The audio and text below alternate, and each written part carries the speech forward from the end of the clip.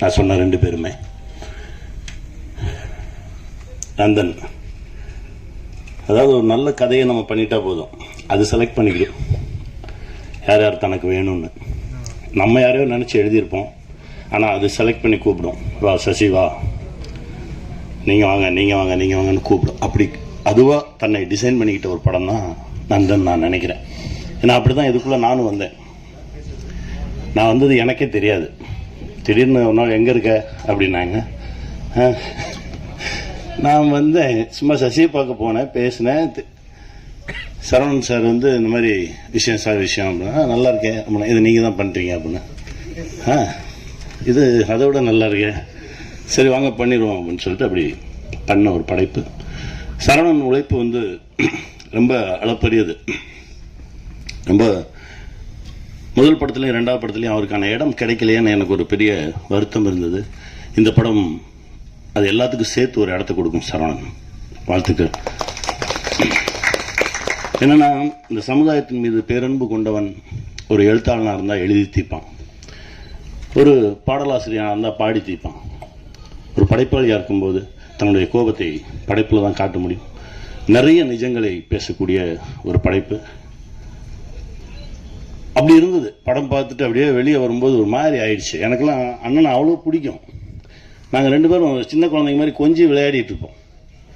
ஆனால் அவர்கிட்ட பேசவே இல்லை. நான் இன்னைக்கு தான் பார்த்தேன். அவ்வளோ கோபம் வந்துருச்சு.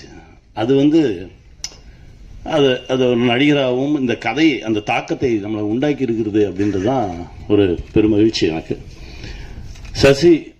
சசி வந்து ஏன்னா கூடவே இருந்திருக்கேன், அவனை அப்படி பார்த்துருக்கேன், அவனை பொத்தி பார்த்துக்கிறேன் நான். ஆனால் திரையில் அதாவது ஒரு ஃபைட்டர்ஸ் அடித்தா கூட அடிக்கிற மாதிரி நடிப்பாங்க. ஆனால் நிஜமான ஆட்களுக்கு நடுவில் விட்டுட்டோம்னு வச்சுக்கோங்களேன், அவங்க நடிக்கிறன்ற பேரில் அடித்தே கொண்டுருவாங்க. அதுதான் நடந்திருக்கு.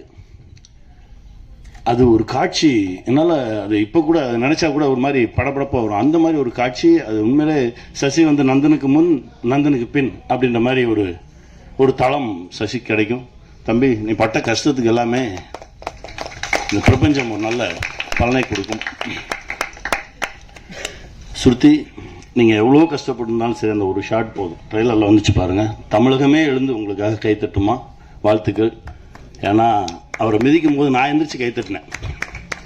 ஏன்னா அது தேவையான ஒரு இடம், அற்புதமான ஒரு இடத்துல அமையணும். ஒரு சில விஷயங்கள் அது அமைஞ்சிருக்கு.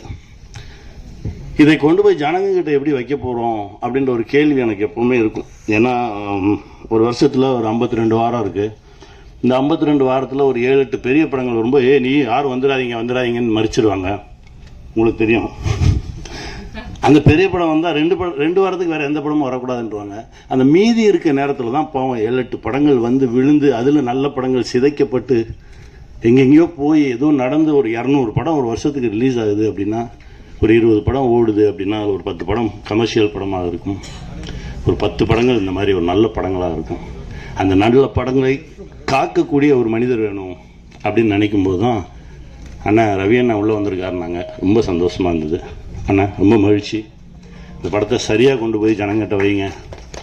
ஏன்னா இது அங்கே நடக்குது, இங்கே நடக்குது, இந்த காலத்துலையும் இப்படியெல்லாம் நடக்குது அப்படின்லாம் பேசிக்கிட்டு இருப்பாங்க. இந்த காலத்தில் தான் நடந்துகிட்டு இருக்கு, இன்னும் நடக்கும். அதை நடக்க விடாமல் மனிதனாக மாற வேண்டும் அப்படின்றது தான் இந்த படத்துடைய ஒரு அடிநாதம். இது வெல்லணும். இந்த மாதிரி பல விஷயங்கள் நம்ம ஜனங்க முன்னாடி வைக்கணும். சின்ன சின்ன மாற்றங்கள், யாராவது ஒரு மனிதன் மாறினா கூட போதும், அது ஒரு மிகப்பெரிய ஒரு வெற்றியாக தான் பார்க்கப்படும். இந்த படம் ஒரு மிகப்பெரிய வெற்றியை அடையணும். அதுக்கு நான் இறைவன்கிட்ட பிரார்த்தனை பண்ணிக்கிறேன். ஜிப்ரான் சார், இசை பேசிச்சு சார், ரொம்ப மகிழ்ச்சியாக இருந்தது சார். ஏன்னா படம் முடிச்சுட்டு வந்தோடனே சசிட்டு சொன்னேன், மியூசிக் வேறு மாதிரி இருக்குடா, அது வேற ஒரு தளத்துக்கு நம்மளை எடுத்துகிட்டு போகுது அப்படின்ற மாதிரி பேசிகிட்டு இருந்தோம்.